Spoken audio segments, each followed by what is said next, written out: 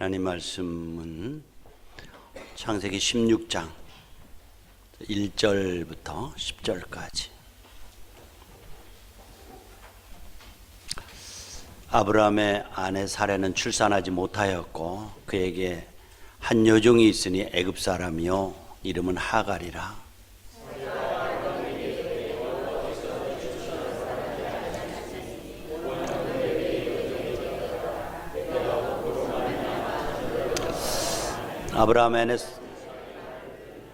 아브라함의 사레가 그 여종 애굽 사람 하갈을 데려다가 그 남편 아브라함에게 첩으로 준 때는 아브라함이 가나안 땅에 거주한 지 10년 후였더라.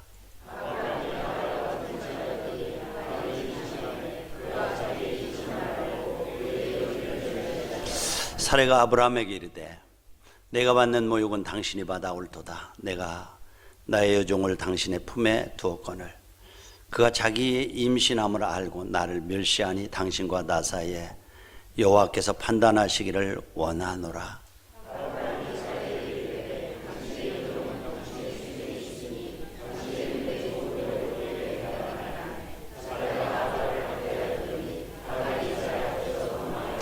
여호와의 사자가 광야의 샘물 곁 곧 술길 샘 곁에서 그를 만나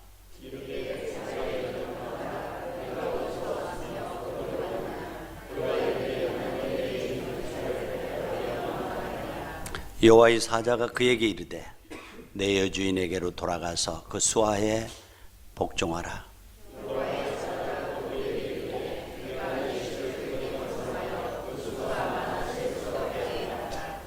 아멘.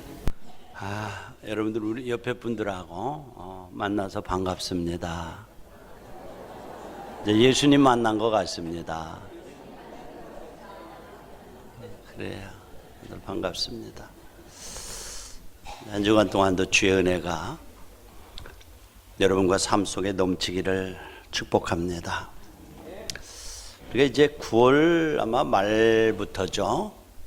창세기 12장에서 하나님께서 아브라함을 부르시면서 아브라함을 축복의 그릇으로 만드시면서 그를 끝내 축복의 통로로 삼으신 그 축복의 과정들을 보면서 축복자의 길이 무엇인가, 무엇으로 하나님이 아브라함을 세우셨고 그를 축복자로 삼으셨는가 하는 것들을 살펴보면서 오늘 우리도 아브라함의 후손들로서 아브라함이 받았던 놀라운 그 축복자의 길을 가는 사람이 되어야 되겠다 하는 생각을 가지고 같이 말씀을 나눴습니다. 한번 여러분들 다 잃어버렸을 것 같아서 요약만 잠깐 할게요. 12장에 보면은 갈대아 우르에 살고 있는 아브라함에게 하나님이 찾아오셨죠. 그래서 너 친척 아비 집을 떠나라. 그리고 내가 내게 지시할 땅으로 가라 하고 아브라함이 말씀을 쫓아갔어요. 자, 우리는 여기서 그 성경적인 메시지를 발견할 수 있죠. 자, 우리 구원의 출발이 누구로부터 시작해요? 하나님의 찾아오심으로부터 시작되는 거예요. 그래서 성경은 끊임없이 내가 나를 택한 것이 아니라 내가 너를 택하여 세웠나니, 그 하나님의 부르심이에요. 여러분들 이 자리에 나온 여러분들 항상 여러분들 의지적인 결단으로 나온 것 같지만은 하나님이 부르셔서 너는 내 것이라 하고 선언하시고 효과적인 부름으로 나오신 분임을 믿으시기 바랍니다. 끊을 수 없어요. 끊을 수. 우리는 어떤 때 교회 하루 이틀 한나절 1년은 안 나올 수 있어요. 하나님이 택한 백성은 반드시 불러내십니다. 반드시 부르셔요. 부르심으로부터. 자, 그런데 이제 이렇게 부르심으로부터 그 축복과 구원의 사역이 시작되어지는데 아브라함이 하나님의 부름을 받을 때 도저히 떠날 수 있는 형편은 되지 못했어요. 친척 아비집을 떠난다는 것은 저주였어요. 그렇죠? 그 당시에 더군다나 시족사회를 이루면서. 그러나 아브라함이 말씀을 쫓아갔고, 축복자는 뭐예요? 내 생각이나 내 의지나 내 판단을 따르는 것이 아니라 누구의 말씀, 하나님의 말씀을 쫓아가는 자가 축복자라구나 하는 것들을 같이 나눴죠. 말씀을 쫓아갔어요. 말씀을 쫓아갔습니다. 그 뒤에 한 번 더 설교됐는데 이제 약속의 땅에 갔는데 가뭄이 왔어요. 우리는 거기서 배우는 것은 약속의 땅에도 가뭄이 오는구나 하는 거예요. 예수 믿고 구원받아서 가나안 땅에 갔는데 축복길만 있어야 되는데 가뭄이 왔단 말이에요. 근데 예수 믿는 사람에게도 가뭄이 있어요. 그러나 여러분, 그 가뭄은 피하라고 주는 가뭄이 아니라 믿음으로 싸워 이기라고 주시는 가뭄이다 하는 것을 나눴어요. 하나님은 믿는 사람들에게 때때로 연단을 주시고 시련을 주면서 그것을 믿음으로 싸워 승리하면서 믿음의 그릇이 크게 되어지고 더 정결하고 깨끗하게 만드셔서 더 놀라운 축복의 그릇을 만들어 가시는 것을 믿으시기 바랍니다. 그래서 시련이 있는 것 피하라고 주는 것이 아니라 믿음으로 싸워 승리하라고 주시는 거예요. 축복자의 길을 가는 사람은 시련을 피하는 사람이 아니라 믿음으로 싸우는 사람이다. 싸워 이기는 사람이다. 근데 아브라함은 흉년이 들자 어떻게 했죠? 저 하나님 앞에 물어보지도 않고 흉년을 피해서 애굽으로 내려가는 거예요. 내려간다는 믿음, 예루살렘을 떠난다라고 하는 거, 하나님을 떠나는 거예요. 멀리 가는 거예요. 문제 해결이 여기 있을 줄 알고 애굽으로 가죠. 가다가 자기 부인이 예쁜 것이 얼마나 축복이에요. 그런데 혹시 아내 때문에 내가 죽을지 모른다라고 생각하고 아내를 누이라고 속이지요. 그러니까 그 아름다움의 소식이 바로의 궁정까지 들어가니까 바로가 그 여인을 좀 데려오라고 자기의 후궁으로 삼으려고 그랬죠. 하나님께서 막으셨어요. 재앙을 내리셨어요. 여러분들, 하나님의 언약 백성은요, 때로는요 넘어지는 때가 있어요.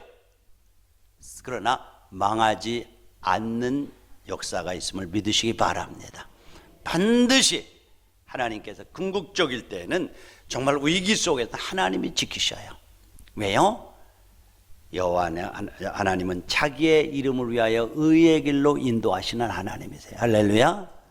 내 백성이기 때문에 넘어져도 그것 때문에 일어나게 하시고 망하지 않게 하시는 하나님이세요. 요즘에 호세아를 같이 새벽에 나누면서 참 은혜되는 말씀은, 호세아가 북이스라엘이 그렇게 죄악 중에 있는데 그들을 끝까지 사랑하시면서 나가지 못해도 그들의 앞에 가시를 놓고 담벼락을 친다라고 말하고 있어요. 자꾸 엉뚱한 길로 가요. 그런데 막다른 골목까지 가면 하나님께서 가시를 놓고 담길을 쳐서 거기 가면 낭떠러니까 죽어하고 막으시는 하나님이세요. 그게 하나님의 사랑, 언약의 하나님이세요. 자기의 백성을. 그래서 이제 애굽의 바로왕 앞에 재앙을 내리니까 어때요? 이게 아브라함의 동생이 아니라 철호구나 하는 것을 알고, 어떻게 그렇게 해서 나로 하여금 범죄케 하게 하려고 했냐고 하면서 책망하며 많은 재산을 주었죠. 그래서 베델로 올라가서 거기서 여호와 이름을 불렀더라 이렇게 말씀해요. 여러분들, 우리 예수 믿는 사람도요, 내려갈 수 있고 쓰러질 수 있고 주저앉을 수 있어요. 완벽하지 않아요. 별 볼 일 없어요. 그러나 우리가 어떤 계기를 통해서 깨닫게 될 때는 즉시 일어나서 떠났던 베델로 올라가서 믿음의 자리를 회복하는 자가 축복의 길을 가는 자임을 믿으시기 바랍니다. 저도 그렇고 여러분들도 그렇고 완전하지 않아요. 날마다 쓰러지고요, 그저 어떤 때는 하나님의 음성도 듣지 않고 흉년이 왔기 때문에 그냥 내려가는 사람들이 저와 여러분들의 모습이에요. 축복자는 흉년이 왔다고 즉시 자기 결단으로 내려가는 사람이 아니라 하나님의 뜻을 묻고 결단하는 사람이 축복자의 길을 가는 사람임을 믿으시기 바랍니다. 자, 그래서 13장 14장에 가면은 이제 애굽에서 바로왕의 많은 하사품을 가지고 왔어요. 와서 이제 가나안 땅 베델에 와서 사는데 재산이 많아졌다라고 성경이 말하고 있죠. 재산이 많아지고 양들이 늘어나니까 조카 롯의 목자들과 이제 아브라함의 목자들이 서로 싸우죠. 그래서 싸워요. 이게 대리전을 치르는 거예요. 가만히 보니까 큰일 났어요. 이러다가는 조카와 삼촌 간의 의리가 상하게 됐어요. 관계가 깨질 것 같아요. 그래서 여러분들 어떻게 합니까? 롯을 불러놓고 조카 롯아 이렇게 하다가 이제 집안의 의리도 다 깨지고 문제가 생기게 됐으니까 그냥 한번 네가 서 있는 곳에서 동서남북 바라보고 내가 좋은 땅을 택해라. 보니까 물이 넉넉하고 요단뜰을 바라보니까 대단하. 삼촌 저기 가질래요? 작은아버지 가져라. 그리고 자기는 막막 거기 자리에 서 있습니다. 자, 우리가 여기서 배우는 영적 메시지가 뭐였죠? 여러분들, 소유보다도 물질보다도 관계를 중요시 여기시기 바랍니다. 관계가 중요해요. 그래서 제가 늘 교회에서 농담 삼아 하는 얘기가 국수파 냉면파 싸우면 먹지 말아버리라고. 관계가 깨지면 안 돼요, 여러분. 어떤 일을 하다가 교회에서 관계가 깨지는 것은 하나님의 뜻이 아닙니다. 그러니까 아브라함은 혹시 너와 나가 혈육이 아니냐? 이 관계가 깨지면 안 돼. 양 몇 마리 잃는 것보다도 풀 잔디밭 잃는 것보다도 안 돼. 선택권을 양보하는 겁니다. 너그러운 사람, 지는 것 같으나 이기는 사람입니다. 자, 이렇게 선택을 양보할 수 있었던 이유가 무엇입니까? 분명한 신앙의 고백이 있었어요. 그는 땅이 축복의 근원이 아니라 하나님이 함께 하심이 축복의 근원이다. 할렐루야. 따라합시다. 축복이 땅에서 오는 것이 아니라 하나님이 함께 하심에 있다. 분명히 믿었어요. 자, 너는 보이는 요단들 물과 좋고 물이 좋고 풀이 많은 땅을 찾아가는데, 그러나 내가 믿는 하나님은 하나님이 함께 하심에서 축복이 온다라고 믿었던 거예요. 사랑하는 우리의 신가족 여러분들, 문제가 복잡하게 꼬일 때 우리는 소유에 대한 것에 대해서 답을 찾지 말고 하나님의 함께 하심을 먼저 선택할 수 있기를 축원합니다. 그래서 조카에게 기꺼이 양보했어요. 이 믿음을 갖는 사람이 축복자의 길을 가는 사람이에요. 자, 이렇게 이제 다 양보하고 룻을 떠나보낸 후에 아브라함이 너무너무 외로운 거예요. 조카 룻도 떠났죠. 저 녀석이 그래서 삼촌에게 양보할 줄 알았던 지가 좋다고 한 땅을 먼저 차지하고, 남은 땅이 뭐예요? 헤브론이라고는 산지밖에 없었어요. 삭막한 산지. 그런데 그 외로운 가운데 있을 때에 13장에 하나님이 찾아오시죠. 찾아오셔서 뭐라고 말한? 아브라함아, 너 참 마음이 상해 있구나, 너 외롭구나. 위로하시는 하나님의 손길을 경험하게 됩니다. 그리고 하시는 말씀이, 아브라함아, 너 있는 곳에서 눈을 들어 동서남북을 바라보라. 내가 보는 땅을 내 자손에게 주리라 말씀하는 거예요. 우리 거기서 중요한 메시지를 몇 가지 잡았죠? 언제나 믿음의 삶은 너 있는 곳에서부터 출발되는 것을 믿으시기 바랍니다. 아, 나 여기만 떠나면 잘 될 거야. 여기서 문제가 꼬여. 여기 이 사람이 싫어서 나는 떠날 거야. 평생 가도 그 사람은 교회에 오는 데 정착하고 큰 일을 할 수가 없습니다. 떠돌아다니는 사람의 특징은 뭐예요? 사람을 피해서 가는데 늑대를 피해가면 호랑이를 만나요. 곰을 피해가면 호랑이를 만나요. 어디든지 인간 사회는 문제가 있게 되어 있어요. 꼬여 있게 되었어요. 우리의 삶은 현장은 살아가는 한 문제가 있어요. 그런데 아브라함에게 와서 너 있는 곳에서, 너 지난번에 가나안 땅을 너에게 주었는데 그것을 피해서 애굽으로 내려가서 문제를 풀려고 했지? 그런데 문제가 풀리더냐? 아니야. 문제는 언제나 푸는 것은 너 있는 약속의 땅에서 풀어라. 사랑하는 우리의 신가족 여러분들, 너 있는 곳, 그곳에서 문제를 풀어가시기 바랍니다. 여러분들 있는 셀, 좀 부담되는 사람이 있을 수 있어요. 그렇죠. 그러나 피할 것이 아니고, 문제가 있는 것은 피하라고 주시는 것이 아니라 믿음으로 싸워 이김으로 큰 그릇을 만들라고 주시는 거예요. 너 있는 곳에서, 너희 교회에서, 너희 셀에서, 너와의 관계 속에 얽힌 가운데 있는 그 사람과의 관계 속에서, 너 있는 곳에서의 동서남북을 바라보라는 말이 뭐죠? 믿음의 눈을 떠서 주님의 시각으로, 네 육신적인 감각으로, 네 육신적인 판단으로 바라보지 말고 영의 눈을 떠서 너 있는 곳에서 동서남북을 바라보라고. 사랑하는 우리의 신가족 여러분들 힘들고 어려운 상황에 있습니까? 오늘 이 말씀이 여러분들에게 위로가 되고 힘이 되기를 축원합니다. 여러분들이 있는 절망적인 상황 가운데서 그 절망적인 문제만 보지 말고 믿음의 눈을 떠서 주님께서 보여주시는 내일의 비전을 볼 수 있기를 축원합니다. 보이는 거예요. 밑을 쳐다볼 때는 땅만 보이고 절망만 보였는데 눈을 떠서 위를 보니까 하나님이 보여주시는 세계가 보이는 거예요. 너 있는 곳에서 동서남북을 바라보라. 여러분들, 하나님께서 우리를 축복하실 때에는 언제나 먼저 믿음의 눈을 떠서 보게 하시는 줄로 믿습니다. 보지 못하면요, 믿음은 바라는 건데 실상이라고 그랬어요. 먼저 보는 거예요. 이것을 비전이라고 말하는 거예요. 이것을 꿈이라고 말하는 거예요. 하나님은 언제나 우리에게 축복하시기 전에 믿음의 눈을 떠서 보게 하시는 비전을 주시는 줄로 믿습니다. 보지 못하는 사람 가지 못해요. 보지 못해. 제가 몇 번 말씀드렸지만 우리 어머니 시골 여자, 시골 아주 한글도 초등학교도 뭐. 그런데 놀라운 것은 늘 교회 다니며 성경을 읽으면서 한글을 잘 읽고 쓰기도 잘하셨어요. 중학교에 올 때 갈 때마다 우리는 중학교 우리 아들 보낼 형편이 못 되지만 하나님께서 반드시 우리 아들을 중학교 보내게 해주세요. 늘 그런 기도를 하며 다니신다고 늘 내게 말씀하셨어요. 어려운 형편이지만 하나님께서 문을 열어가지고 기적적으로 가겠다는 얘기도 지난번에 말씀을 드렸어요. 먼저 하나님은 어떤 축복을 주시기 전에 믿음의 눈을 열어서 보게 하시는 줄로 믿습니다. 보게 하실 뿐만 아니라 뭐예요? 거기 보면 바라보라 하면서 믿음의 눈으로 하나님께서 약속하신 땅을 바라보고 믿음의 눈으로 종행으로 다녀보라. 그 땅을 밟으라. 이 말은 뭐죠? 믿음의 눈으로 바라보고 거기에 앉아있지 않고 믿음으로 주장하면서 종행으로 다녀봐라. 그러면 내가 밟는 땅을 내게 주리라고 13장에 말씀을 하고 있죠. 믿음을 주장하면서 행동하는 사람, 이 사람에게 하나님께서 축복하신다는 말씀이에요.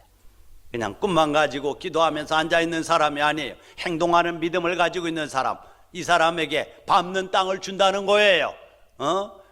여러분들 출애굽기에 보면은, 성경에 보면은 내가 밟는 땅을, 여호수아에게 내가 밟는 땅, 맨발로 밟는 땅을 주리라고 말씀을 해요.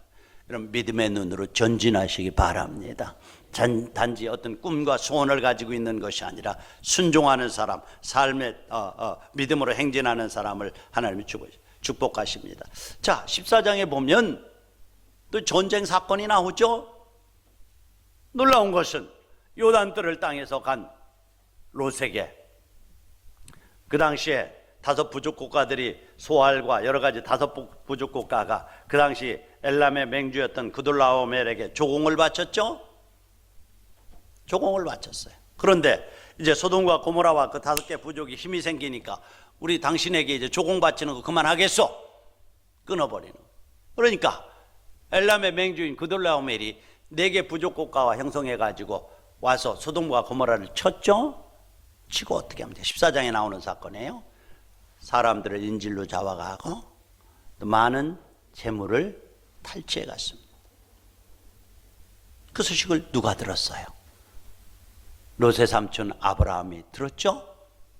휘하에 318명의 군사밖에 없었어요. 여러 가지 두려움과 망설임이 있었을 거예요. 그러나 어떻게 했습니까? 갔어요. 가서 밤에 잠자는 틈을 야음을 타서 그들을 쳐서 멸하고 인질들을 다 데려오고 탈취한 재물을 빼앗아 옵니다. 그럴 때 소돔왕이 너무너무 고마워하면서 그에게 가서 아브라함님 감사합니다. 그저 인질들은 다 돌려주시고 그 재물은 당신이 가져가세요. 아브라함이 뭐라고 말해요? 그 실소 당신들이 가져가시오. 그렇지 않아도 지금까지 내가 부자로 잘 사는 것 사람들이 말할 때에 애굽에서 애굽 왕의 선물을 받아와서 부자가 됐다라고 말하는 것이 나에게는 부담이 됐어. 하나님이 함께 하시고 하나님이 축복하셔서 이렇게 부자가 됐는데 하나님의 이름은 사라지고 애굽 왕이 준 선물 얘기만 해서 나는 마음이 아파. 혹시라도 이 전리품을 또 가져가면 그 지역에 사는 사람들이 아브라함은 부자가 됐는데 전리품을 가져와서 부자가 됐어라고 하면서 하나님 앞에 갈 영광이 사라지고 사람의 이름만 드러나는 것, 나는 이거 실속하면서 전리품을 가져가는 것을 거절하지요. 여러분들, 놀라운 메시지가 있어요. 하나님의 이름이 높임을 받기 위해서 힘쓰시기 바랍니다. 하나님께서 자기의 이름으로 해서 의의 길로 인도하셔요. 아브라함은 정말 이 엘람의 그돌라오멜과 싸우기 전에 먼저 자신과의 싸움에서 승리한 사람입니다. 믿음이 뭐죠? 자기와의 싸움입니다. 바울과 같이 나는 마음으로는 하나님의 법을 쫓아가는데 내 지체 속에 다른 한 법이 있어서 나를 죄의 법 아래로 이끌어오는도다. 오라 나는 곤고한자라고 그러잖아요. 늘 싸우는 거예요. 육신의 법과 마음의 법이 싸우는 거예요. 아마 생각해 보세요. 아브라함을 한번 생각해 보세요. 야 이놈아, 잘했다. 너 삼촌 버리고 네가 좋은 땅 택해서 가더니 그럴 줄 알았어. 너 혼 좀 나야 정신 차려 하면서 얼마든지 가지 않을 수 있어요. 318명의 군인을 데리고 그돌라오멜의 그 연합군을 이긴다고 하는 건 상상 불가능합니다. 싸워봐야 우리는 가서 우리 군대까지 죽고 나까지 패가 망신당해 하면서 얼마든지 포기할 수 있었습니다.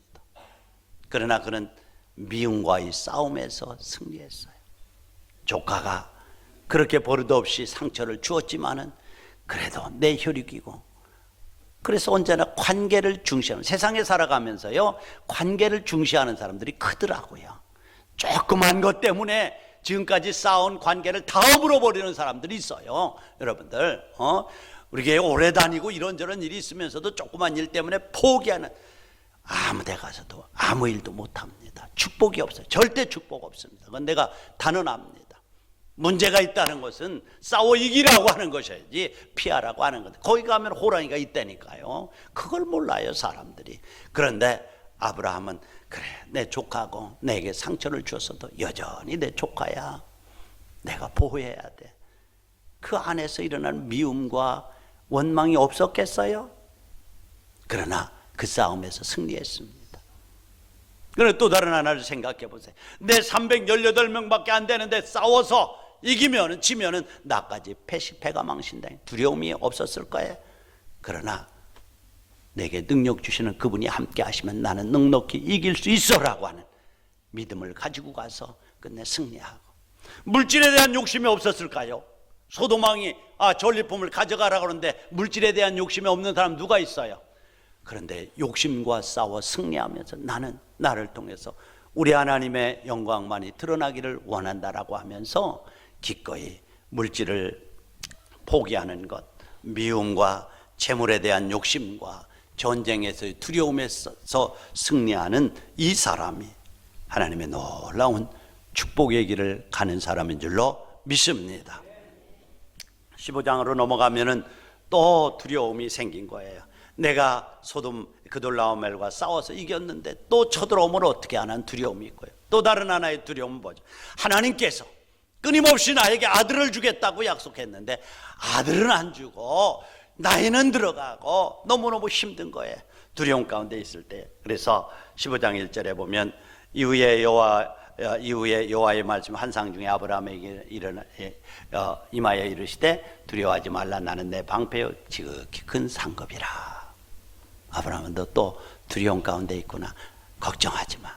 내 방패라서 그돌라오멜이 쳐들어와도 내가 막아줄 것이고, 또 너 후손들이 없는데 이제 너 사라를 통해서 아들을 줄 것이니까 염려하지 마.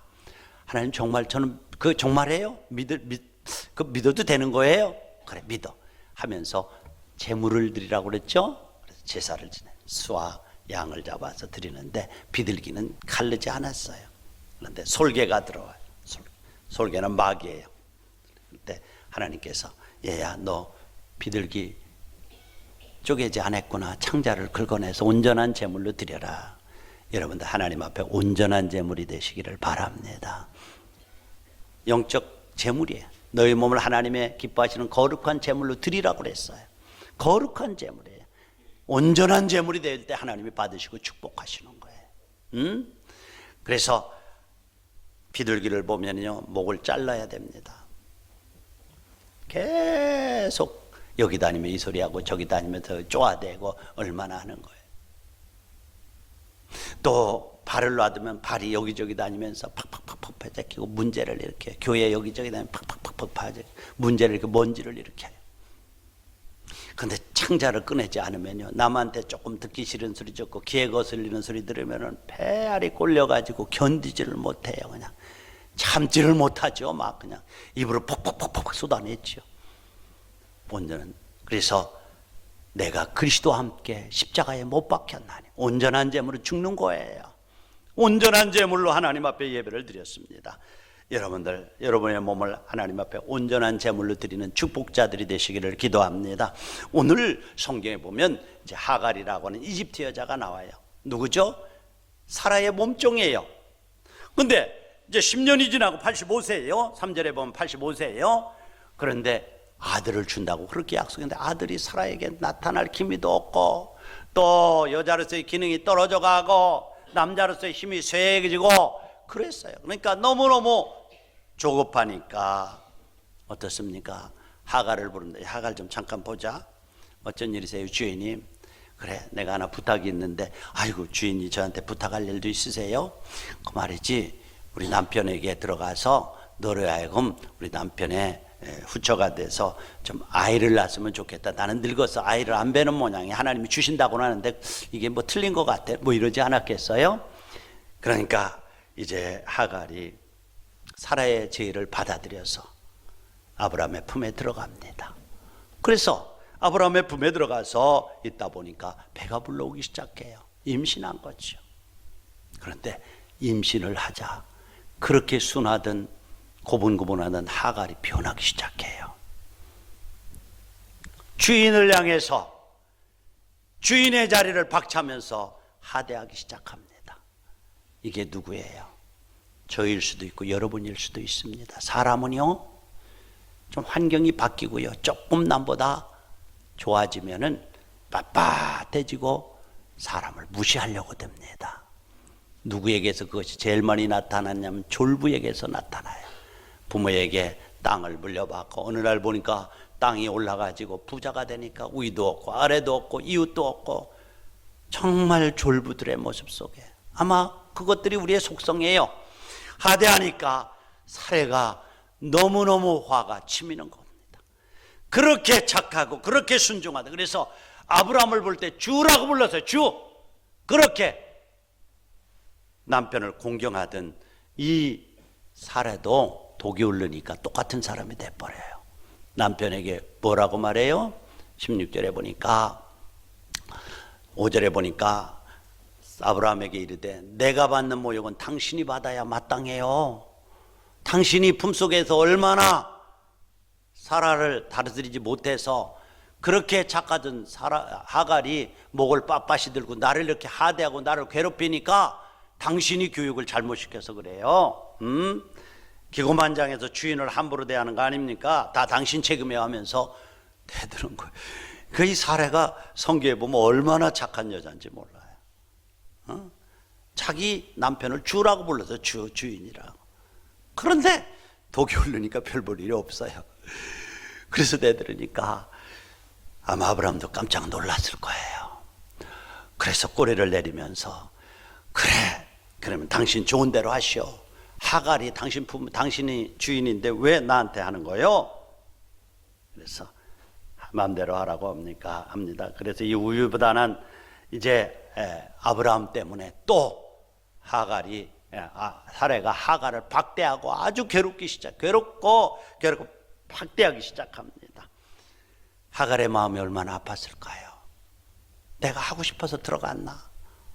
당신이 하라고 해서 했는데, 당신이 아들을 얻겠다고 해서 그랬는데, 그래서 차라리 여기 있다가는 죽을 것 같다라고 해서 이집트 여자라고 그랬죠? 애굽 쪽으로 가다가 광야길에 잠깐 멈추는 거예요. 자기를 보니까 임신한 배지요, 먹을 것도 없죠. 광야에 먹을 것도 아무것도 없죠. 돌아갈 수도 없죠.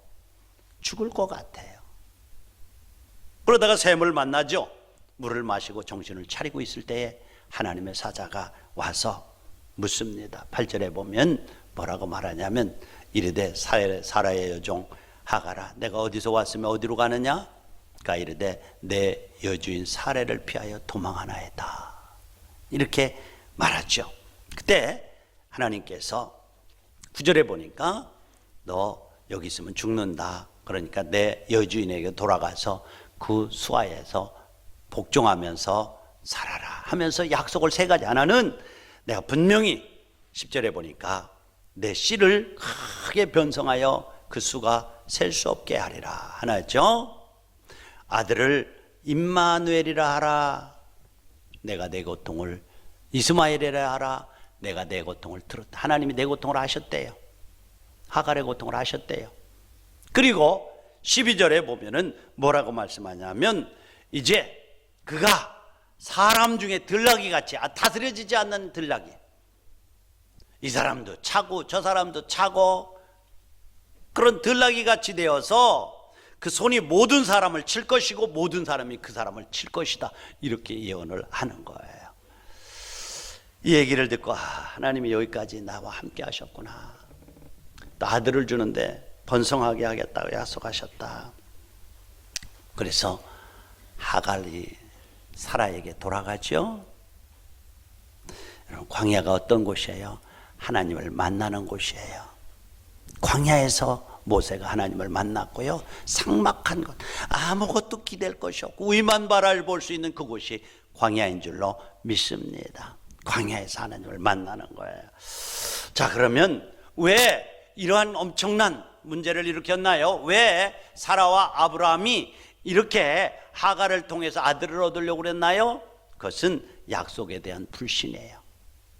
하나님은 언약의 하나님이세요. 신약이나 구약이나 언약이에요. 그리고 그 언약은 반드시 이루시고 지키시는 하나님이에요. 이제 마지막 남은 것 다 이루시고 내가 너희를 위해 초소를 예배로 가노니 예비되면 내가 너희 곳에 다시 와서 너희를 내게로 영접하여 나 있는 곳에 너희도 있게 하리라고 말씀을 하셨어요. 마지막 남은 약속에 다 이루셔가면서 그러면서 그런데 이 약속을 받았으면서도 불구하고 그 약속을 잊어버리고 있는 거예요. 여러분들, 우리가 믿는 것은 우리의 느낌이나 우리의 논리나 우리의 판단이 아니라고 그랬죠. 늘 승리하는 사람은 말씀을 쫓아가는 거예요. 베드로가 누가복음 5장에 보면 고기를 잡다 한 마리도 낚지 못했어요. 밤새도록. 그런데 예수님께서 나타나서 뭐래요? 좀 더 깊은 데로 가서 그물을 내려 고기를 잡으라 할 때 내가 밤새도록 수고하였지만 얻은 것이 한 마리도 없어요. 그러나 말씀에 의지해서 그물을 내리다 하고 말씀에 의지해서 내렸을 때 자기의 이성과 논리와 경험을 포기하고 내렸을 때에 고기를 해온 것이 심이 많아서 2배에 채우게 되었다라고 말씀하고 있습니다.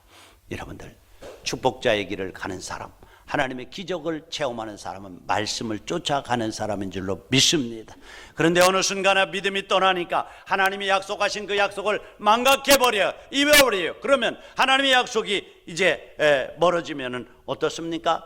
환경이 크게 보이고 문제가 크게 보이고 불가능이 크게 보이는 거예요. 보니까 하나님의 약속에 대한 믿음이 떠나니까 나이가 늙어가요. 남편도 늙어가요. 임신할 기미는 하나도 안 보여요. 그러니까 인간적인 생각이 나오죠. 그래 남편에게 여보, 당신 관습에 의하면은 그저 종의 아들을 얻는 것도 내 거고 또 당신의 씨니까 하나님이 그런 방법이 있을지도 몰라. 그러니까 하갈을 둘째 부인으로 맞이해서 아들을 낳아. 근데 여러분들, 아브라함조차도 아내의 그 말을 들을 때에 전혀 거부하지 않고 그대로 받아들였다는 거예요. 성경에 보면 그래서 사실 여자분들이 좀 문제가 있는 것 같아요. 보니까 누구죠? 저기 아담도 남편을 그렇게 먹게 해서 먹게 하고, 여기도 머리가 잔머리가 더 빨라요. 그래서 말싸움으로 여자를 이기는 사람은 그 사람은 영웅이에요. 말싸움으로 못 이깁니다. 말싸움 절대로 못 이겨요. 큰 거는 못 보고 그냥 요것만 가지고 들고 알고 들고 먹고 합니다. 근데 여기도 보니까 그 상황이 그렇게 되니까 이럴 거요. 그러니까 하니까 이 아브라함조차도 그 말을 받아들이고 하갈을 부인으로 맞아들이죠. 축복의 길을 가는 사람은 여기서 배우는 교훈이 뭐예요? 인간의 조급함을 버리시기 바랍니다. 조급함을 버리는 거예요. 참고 인내함이 없으면 되는 일이 아무도 없어요. 그러나 환경은 어두워요. 절망적이에요. 그런데 언제나 하나님의 사람은 하나님의 약속을 붙잡고 믿음으로 주장하면서 나가는 사람, 축복자의 길을 가는 사람이에요. 시편 42편 11절에 보면은 뭐라고 말씀하냐면, 다 같이 한번 읽겠습니다. 시작. 내 영혼아, 내가 어찌하여 낙심하며 어찌하여 내 속에서 불안해하는가? 너는 하나님께 소망을 두라.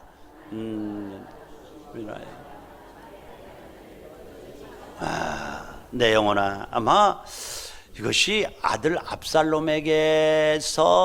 쫓겨나는 그런 절망적인 상황, 아주 그냥 죽고 싶은 그런 상황에 있을 때에 그 문제를 보지 않고 하나님을 바라보면서 내 영혼아, 내가 어찌해서 이렇게 불안해하고 낙심해하느냐? 아마 사라와 아브라함이 가졌던 그런 절망적인 상황이었을 거예요. 그러나 나는 너는 하나님께 소망을 두라. 나는 그가 나타나 도우심으로 말미암아 내 하나님을 찬송하리로다. 할렐루야. 어려운 가운데 있습니까?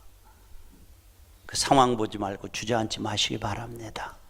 여전히 여러분의 눈을 들어 동서남북을 바라보라고 하는 주의 음성을 들을 수 있기를 축원합니다. 시편 62편 5절에 보면 동일한 말씀이에요. 시편. 나의 영혼아, 시작. 나의 영혼아, 잠잠히 하나님만 바라라. 물론 나의 소망이 그로부터. 나의 소망이 누구로부터 옵니까? 하나님으로부터 오는 거예요. 세상에 소망이 없어요, 여러분들. 당장 눈에 보이지 않고 손에 잡히지 않는다고 포기하면 아무것도 얻을 수 없습니다. 나이가 늙고 환경이 어려워지고 불가능해도 하나님이 약속하셨어요. 그 언약을 끝까지 붙드는 자가 승리하는 자예요.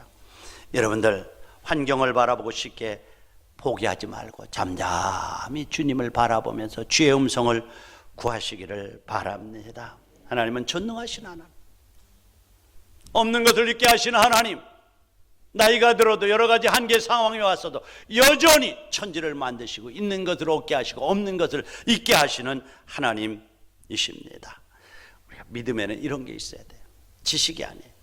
어떤 선교단체에 선교다 선발 테스트를 했는데 새벽 3시에 한다고 하는 공고가 붙었어요. 선교사에 가기 위해서 그 대상자들이 지원하는 사람들이 많이 모였습니다. 그런데 새벽 3시에 모이라고 해서 8시에 시험관이 나와서 시험지를 나눠주면서 자 이제 시험을 치르겠습니다.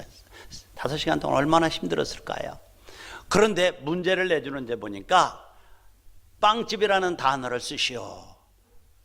또 다른 하나는 2 플러스 2 더하기 2가 몇인가를 쓰시오. 그 문제도 아니죠 뭐. 빵집을 빵집이라고 쓰고 2 더하기 2는 4라고 쓰면 되는 거예요. 그러니까 시험으로 왔던 사람들이 불평과 불만을 하면서 3시간 4시간 늦게 나와서 이것도 문제라고 주냐고 하면서 다 항의하고 나가버렸습니다. 몇 명의 응시자는 남아서 성실하게 그 문제를 치렀습니다. 빵집은 빵집이고 2 더하기 2는 4입니다. 그런데 채점관이 나와서 여러분들은 합격자입니다. 그러면서 첫째는 극기 시험입니다. 주에 새벽 3시에 나와 8시까지 참고 인내하는 시험에 합격했습니다. 이게 참 인내하는. 또 두 번째는 시간 엄수의 시험입니다. 새벽 3시에 시험을 치른다고 할 때 그 시간에 의심치 않고 나와서 새벽 3시를 지켜주었기 때문에 그렇습니다. 셋째는 인내심에 대한 시험입니다. 이제 3시에 치른다고 하고 8시에 치렀으니까 5시간을 말없이 기다리고 인내해 준 그 인내의 시험에 합격한 것입니다. 마지막으로 인간성을 시험했는데 그토록 유치한 질문에도 성실하게 답하는 것을 통해서 합격한 것입니다. 선교사가 필히 갖춰야 될 덕목이 이것입니다. 목회자도 갖춰야 할 덕목이 이거 같아요. 머리가 팽팽 돌아가고 설교를 잘하고 영어를 잘하고 그런 거 아닌 것 같아요. 그것도 필요하지만은 이러한 덕목이 더 필요한 것 같아요. 만약 여러분들 이런 종류의 시험이 우리에게 있다면 여러분 어떤 반응을 보이겠습니까? 그러나 중요한 것은 지금도 하나님께서 그러한 문제들로 저와 여러분들을 테스트하고 있음을 기억하시기 바랍니다. 매사에 성실한 것, 매사에 인내하는 것, 매사에 일보다도 관계를 중요시 여기면서 나가는 사람인 거죠. 그리고 하나님의 뜻이 아닌 것을 당연히 포기할 줄 아는 사람. 이제 뭐에 사라가 여보 이제 하갈을 통해서 아들을 얻읍시다 라고 제의했을 때에 아니야, 이 사람은 무슨 얘기를 하는 거야. 아무리 힘들고 어려워도 하나님께서 15장 얼마 전에도 아들을 주시겠다고 약속하고 우리 제사를 지냈지 않아. 그런데 무슨 얘기를 하는 거야 하면서 거절했어야 되지 않아요. 아브라함이 하나님의 뜻이 아니야. 하나님은 당신을 중에서 아들을 주시겠다고 10년 전부터 계속 말씀하고 계셔. 하나님은 언약의 하나님이고 그 약속은 변하지 않는 하나님이야 라고 하면서 거절했어야 됩니다. 그런데도 아무런 반응이 없이 받아들이고 아들을 낳았어요. 아들을 낳은 결과가 무엇이죠? 그 일로 인해서 사라와 하갈 그 가정에 끝없는 갈등과 싸움과 아픔이 계속 되었잖아요. 또 17절로 12절에 하신 말씀처럼 내 후손이 바다의 모아렐처럼 이 땅이 많이 채워질 것이다. 아들을 낳으면 이스마엘이라고 하면서 하나님께서 내 고통을 들었다. 하나님 고통을 들으셨어요. 그런데 뭐라고 말씀하냐면 내 아들이 땅에 살면서 거칠게 살 것이다. 당나귀처럼 살 것이다 라고 12절에 말씀하잖아요. 이 말은 형제들과 다투며 살 것이다. 싸움하면서 살 것이다 그랬어요. 그런데 여러분들 가정의 싸움뿐만 아니라 과거의 십자군 전쟁이나 유럽 전쟁이나 이런 전쟁들이 뭐죠? 다 형제 싸움이잖아요. 소위 아랍 제국이 나오는 이스마엘의 후예, 하갈의 후예들, 이집트 여인을 통해서 난 하갈의 후예들, 그래서 중동, 이스라엘을 제외한 모든 중동 국가들이 다 하갈의 후예들입니다. 마엘이 들어가요. 그 사람 거의 다 이스마엘, 마엘이라고 하는 이름이 들어가요. 이스마엘의 후예들이라서 그런 거예요. 그들이 6.1 중동 전쟁을 일으키기도 하고 이스라엘 사라의 후손들이 지금 유태인들이에요. 그 주위를 둘러치고 끊임없이 싸움이 벌어지지 않아요? 그 싸움은 오늘도 계속되고 있고 주님 오실 때까지 끝나지 않을 것입니다. 이거를 알아야 돼요. 성경은 예수님 오시기 전에 수백 년 창세기서에 예언하고 있는데 그 일들을 오늘 역사 속에서 그대로 이루어가고 있잖아요. 그래서 IS가 일어나서 수많은 사람을 죽이기도 하고 뭐가 일어나서 미국 무역 빌딩을 부서뜨리기도 하고 미국이나 이 기독교 문화권을 가지고 있는 나라에서는 지금 그것들을 진격하기 위해서 끊임없이 하고 지금도 중동에서는 그 싸움이 지속되고 있지 않아요. 성경은 이미 창세기서에서 이스마엘의 후예, 하갈의 후예들과 사라의 후예들이 끊임없이 다툴 것이라고. 여러분들 한 사람이 믿음 없는 선택이 이와 같이 엄청난 불행을 가져오는 것을 우리 보지 않습니까? 사랑하는 믿음의 식구 여러분들, 그래요. 오늘 메시지를 통해서 조급함을 내려놓으시기 바랍니다. 환경이 어려워도 하나님의 언약을 붙잡고 주장하시기 바랍니다. 그래서 정말 하나님의 뜻이 무엇인가를 살펴보면서 믿음의 길을 갈 때 하나님께서 여러분의 삶을 오늘도 아브라함의 후손들로 동일하게 축복하실 줄로 믿습니다. 우리 다 같이 눈을 감고요, 오늘 주신 말씀을 상기해 봅시다.